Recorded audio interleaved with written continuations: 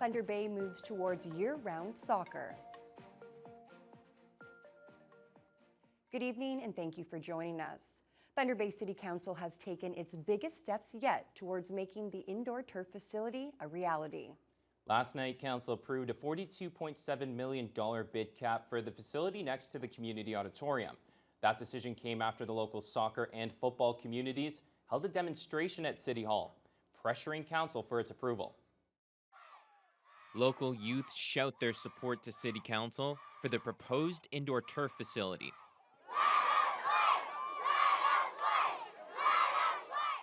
Prior to Council's decision on Monday regarding the facility, a demonstration was held at City Hall by members of the local soccer and minor football communities. They were urging Council to approve the facility option next to the community auditorium. It would come with a $42.7 million bid cap and falls within the city's previously approved budget and financing strategy. Been needed in Thunder Bay for the last 20 years. Unfortunately, we haven't had the leadership at council to get it done. The newly named president of Canada Soccer, Thunder Bay's Peter Agruso, was at the demonstration, arguing the facility would provide a range of benefits for future generations. Having an indoor facility will allow these kids to practice year-long, develop those foot skills that's important, the leadership skills on the pitch, as well as making friends and memories with these kids. We don't really want to play in gyms. We want to be playing on soccer fields, and we're coming here to support that. And it appeared the demonstrators' voices were heard. All those in favor? Council approved moving the facility forward, with the only votes against it being from Councillor Rajni Agrawal and Mark Bentz. Councillor Bentz, as others in the community have argued, wanted Council to attract more private investment for the facility, rather than the whole price tag falling on the taxpayers. Why we aren't getting partnerships is perplexing to me. It could be the cost of the facility that's driving away the private sector. You know, when you start getting up to $40, $50 million facilities, yeah, there is no room to make money. There is a portion of our population that is dead set against this. Councillor Andrew Folds recognized not everyone's on board with the turf facility, but believes the approval would be praised decades from now.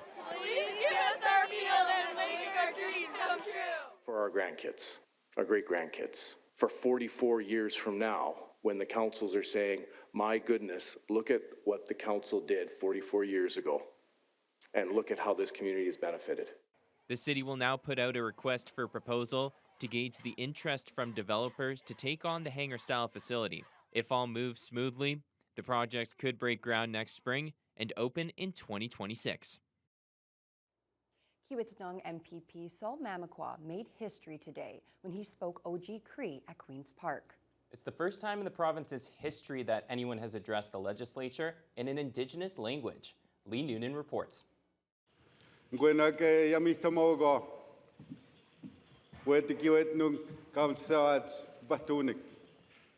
It's the first time in history the Ontario legislature has allowed an Indigenous language to be spoken there. Kiiwetinoong MPP Sol Mamakwa addressed Queen's Park in his native Anishinaabe or Ojibwe. We had a leader named Frank Birdie from Muskrat Dam that was told that they will never permit Indigenous language to be spoken in the provincial legislature. But today, it's allowed. It's a historical event. The language is spoken across a large swath of northwestern Ontario. More than 100 people traveled from the region to Toronto to witness history in the making. For more than 10 minutes, the sounds of Anishinaabe filled the chamber as Mamakwa spoke about the significance of the occasion. We receive strength in speaking our language, and it's like a healing medicine as we stand together, that we stand together as Indigenous people to continue fighting for our rights as First Nation people to speak our own native language. Mamakwa's mother, who speaks only Anishinaabe, was present and able for the first time to understand his speech in the legislature. Elders like her were the focus of the first ever question asked in an Indigenous language during question period. Will the government finally come through on their 2018 promise to create 76 more long-term care beds in Sioux Lookout? I went up to Sioux Lookout, and you remember I went up there, And I committed that I'm going to build that long-term care home. I'm committing today in the public, we will be building those beds. We'll be building a home for Sue Little. So thank you. Mamakwa hopes that by bringing Anishinaabe to Queen's Park, he might inspire more action on language revitalization, and that the federal and other provincial governments will follow suit and make space for Indigenous languages in their legislatures. Lee Noonan, TBT News. From festivals to rides to concerts, there's a lot going on at Chippewa Park this summer. Local officials hosted a news conference at City Hall today to talk about upcoming events, the carousel, and some upgrades to the park's campground. Jess Clement has the details. With summer just around the corner, Chippewa Park is preparing to provide guests with programming and services all season long. It opens this weekend along with most of the amusement rides, except for the carousel, which experienced some delays due to its new canopy not aligning correctly. Assembling a carousel is about a 4-step process, and the canopy is step 2. So we can't go to 3 and 4 and finish it until the canopy is up and correct. So we're pretty optimistic that it's a short-term glitch and we'll have it up and running very quickly. Tom Forsyth, supervisor of parks operations for the south side of the city, says along with getting all the rides up and running, Chippewa has made some changes to its campground. This includes introducing seasonal camping for RV users and upgrading the accessibility of all 7 cabins. We've put a track on the ceiling above one of the queen-size beds, which will allow people with disabilities that are in wheelchairs that need assistance transferring from their chair to the bed. This will help them do that. Being able to, offer opportunities like that to those of people with disabilities is extremely important. So to be able to do it, I think, is really good. Chippewa will also be home to a number of events this summer, including the Kite Festival on June 9th, the Children's Festival on June 16th, and its Sundays in the Park concert series starting June 30th. Ian Angus, Friends of Chippewa Park secretary, says this year they'll have 10 different music groups performing over 10 weeks. Tommy Horrocks is back. We've got Wayne Faulkner as the wrap-up artist, first time he's performed with us. We have Rodney Brown and Friends. It's a great selection of artists who will be there. Angus says he's excited for everything that's coming up and adds that it's crucial for them to make sure a gem like Chippewa Park is well used. It's got about 2 miles of pathways. Most of them are along Lake Superior. It's got the rides, it's got the tourist camp, it's got the large pavilion, which is very flexible in terms of offering space and services to the community.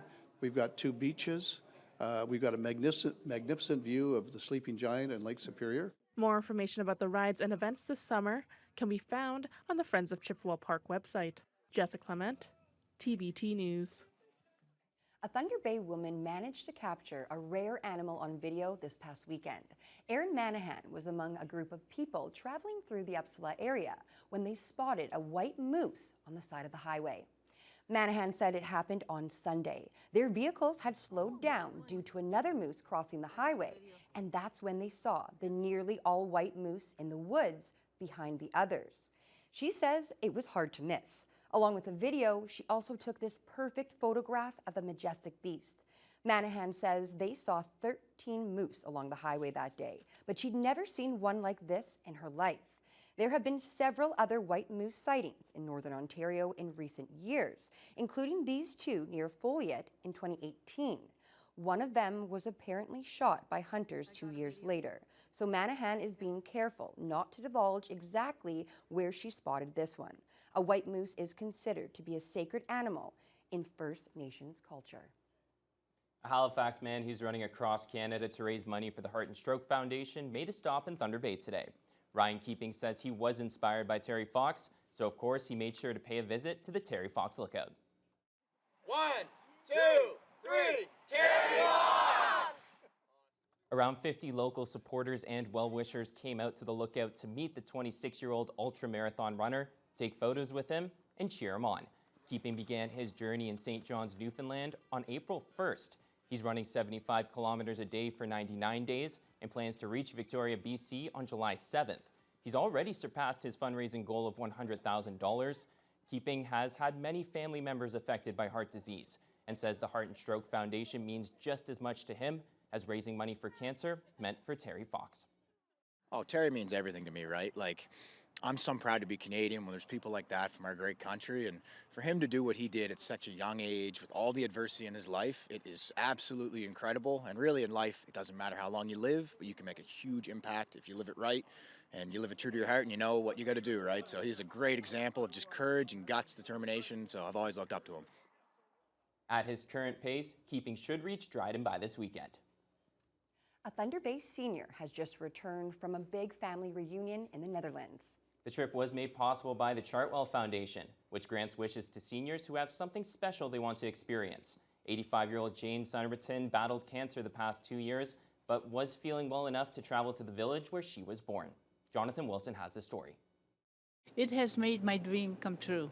Jane Somerton just spent 3 weeks in the Netherlands, reuniting with 45 cousins and other extended family members. Somerton moved from Holland to Nallaloo when she was just 14 years old, but it's clear the family bonds are still strong. She shared all the photos with her fellow residents at Chartwell Thunder Bay on Arundel Street. They all seem to enjoy her stories about catching up with loved ones from a lifetime ago. It has been super fantastic. Like I said, it really means the world to me and also to the people that I visited in the Netherlands.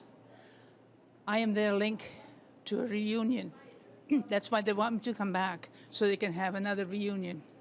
The trip was organized and paid for by the Chartwell Foundation. Rena Maxwell, the retirement residence's general manager, says since October of 2022, the foundation has granted around 30 wishes to seniors from across Canada, and they're looking for more people to apply online.